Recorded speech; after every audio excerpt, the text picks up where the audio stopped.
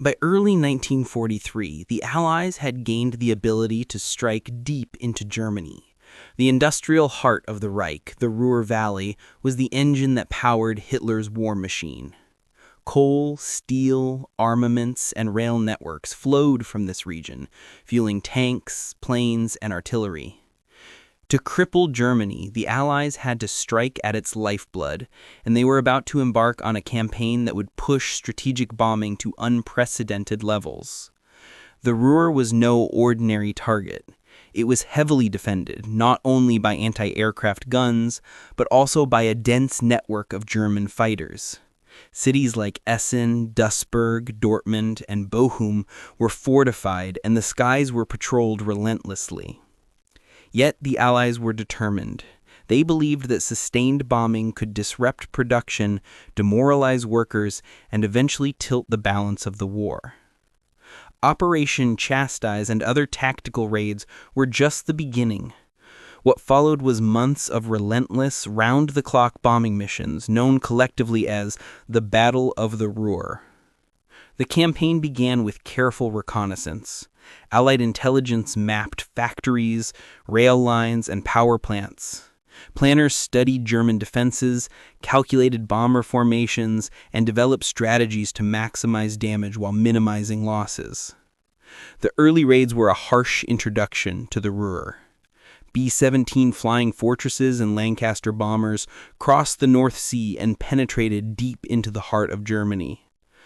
Crews faced flak concentrations so dense they described them as iron forests.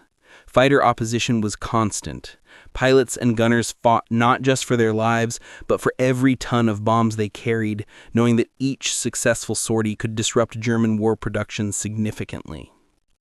Over the months, the intensity of the campaign grew. Night raids were launched to confuse enemy defenses, while daytime missions sought to exploit any weaknesses in flak and fighter coverage.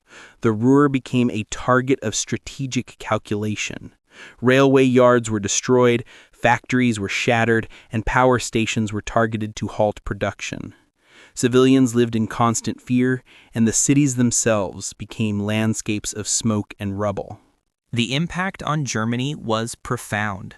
Production lines were slowed, transportation networks disrupted, and workers were forced to abandon their jobs to repair damage. The Ruhr campaign also tested German morale. Factories were rebuilt, but each raid left scars that were increasingly difficult to hide. The relentless pressure from above forced the Nazis to divert resources from the front lines to defense and repair, gradually weakening their war effort. Yet, the cost to the Allies was high. Bomber crews faced extreme danger on every mission. Flak tore into aircraft, German fighters attacked relentlessly, and weather conditions over northern Europe were unpredictable and often brutal. Despite losses, the campaign forged a generation of airmen whose endurance, skill, and courage became legendary. By the end of the Ruhr campaign, the Allies had achieved their objective. Germany's industrial heart had been broken, its war production slowed, and the stage was set for further strategic bombing campaigns deeper into the Reich. The Battle of the Ruhr was not just a military operation. It was a test of strategy, technology, and human determination. It was a battle fought in the skies, but its effects were felt across the factories, rail yards, and towns of Germany. The Ruhr campaign demonstrated that strategic bombing could change the course of a war, that persistence, planning, and bravery could strike at the very heart of an industrial nation. The men who flew these missions rarely received the recognition they deserved. Day after day, night after night, they carried the weight of the war in their hands, flying into danger with unwavering resolve. Their story is one of courage, endurance, and the belief that even the most fortified enemy could be challenged from the skies.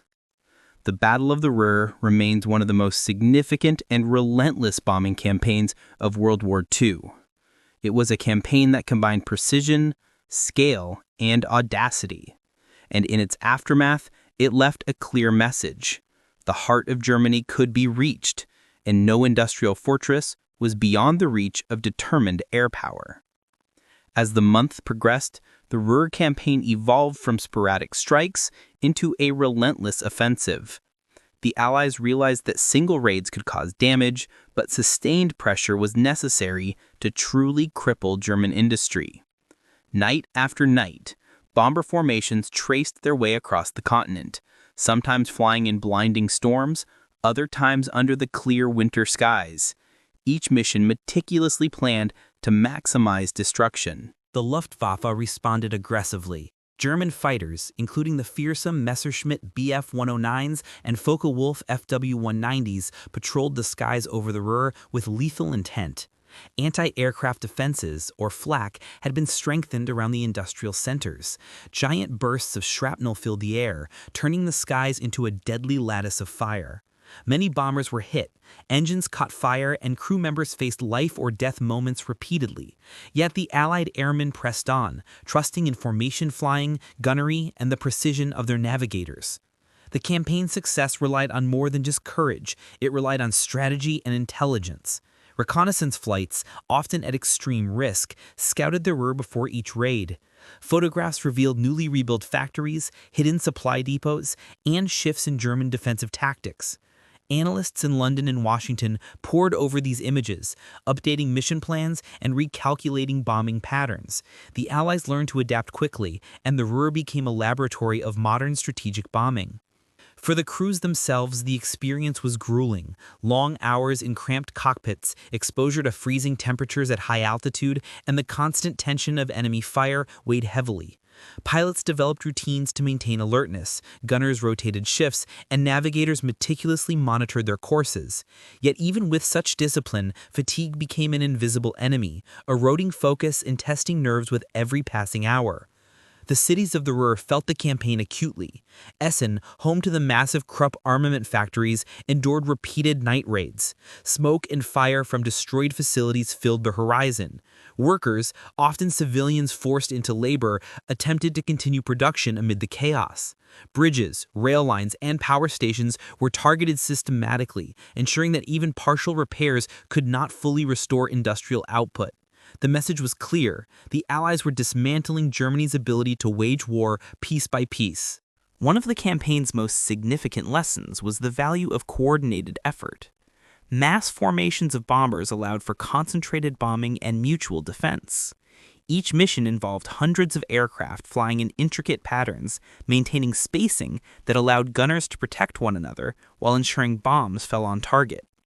This level of coordination, combined with advanced navigation and bombing technology, marked a turning point in the evolution of air warfare.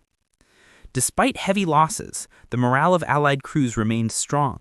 Letters sent home often hinted at the anxiety and fear they felt, but they also revealed a deep sense of purpose. Each mission over the Ruhr was not just a strike against buildings or factories, it was a strike against the machinery of war itself. The psychological impact on the enemy was also profound. Cities became landscapes of uncertainty and terror, and German leadership had to constantly divert resources to protect the very industrial assets upon which their war effort depended. By mid-1943, the Ruhr campaign had demonstrated its devastating effectiveness. German production fell, transportation networks were disrupted, and morale wavered under the unrelenting pressure from above. The campaign highlighted the transformative power of air warfare, showing that carefully planned, sustained bombing could achieve results once thought impossible. The Battle of the Ruhr was a turning point not only in the war over Germany, but in the history of strategic bombing. It illustrated the power of persistence, precision, and planning, and it elevated the role of air power as a decisive instrument of modern warfare. The men who flew these missions endured hardship, faced death, and returned night after night to press the attack. Their courage, skill, and determination would set the standard for every bombing campaign that followed, and their story remains a testament to the transformative impact of air strategy on the course of World War II. As the campaign reached its peak, the scale and intensity of the raids on the Ruhr were staggering. Hundreds of bombers would take to the skies in coordinated waves, striking cities simultaneously to overwhelm defenses. The objective was no longer just isolated destruction. It was the systematic dismantling of Germany's industrial backbone. Each raid brought fires that could be seen from miles away, pillars of smoke marking the locations of destroyed factories, rail yards, and power stations. The Germans attempted to adapt.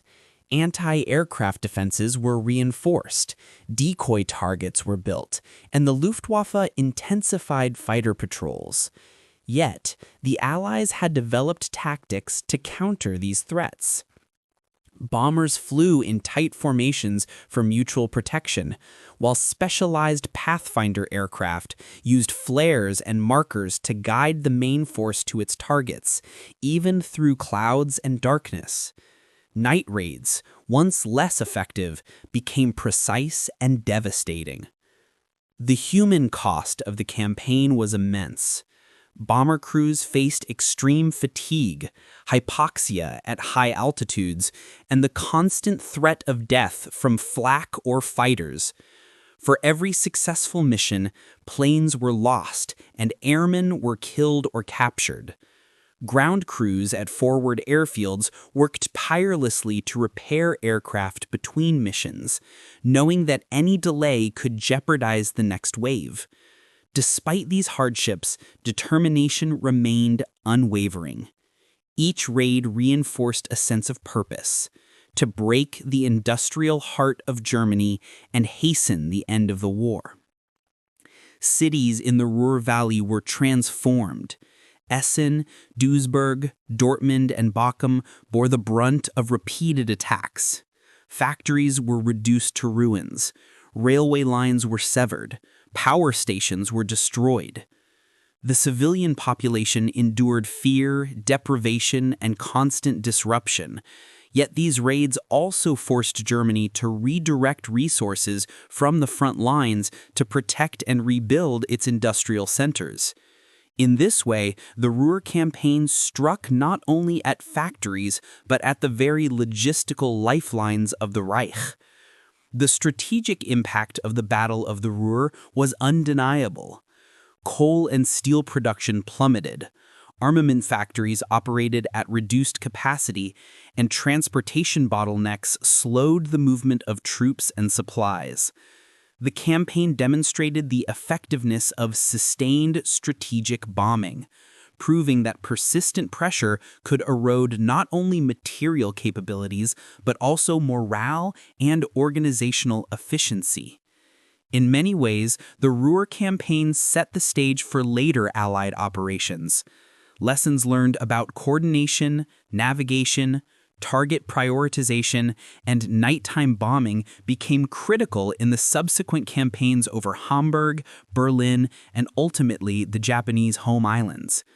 The men who flew and maintained the bombers had forged a model of modern air warfare, one that combined technology, planning, and human endurance in ways previously unimaginable. By the time the Ruhr campaign concluded, the industrial heart of Germany had been broken. While the nation would continue to fight, the relentless pressure from the skies had fundamentally weakened its war-making capacity. Factories rebuilt were soon targeted again. Transportation networks remained vulnerable, and the psychological toll on workers, managers, and civilians alike was profound. The Ruhr Valley became a testament to the power of strategic bombing to shape the course of a war. Yet perhaps the most enduring legacy of the campaign lies in the courage and resilience of those who carried it out. Bomber crews faced the most dangerous skies in the world, returning time and again despite losses and exhaustion.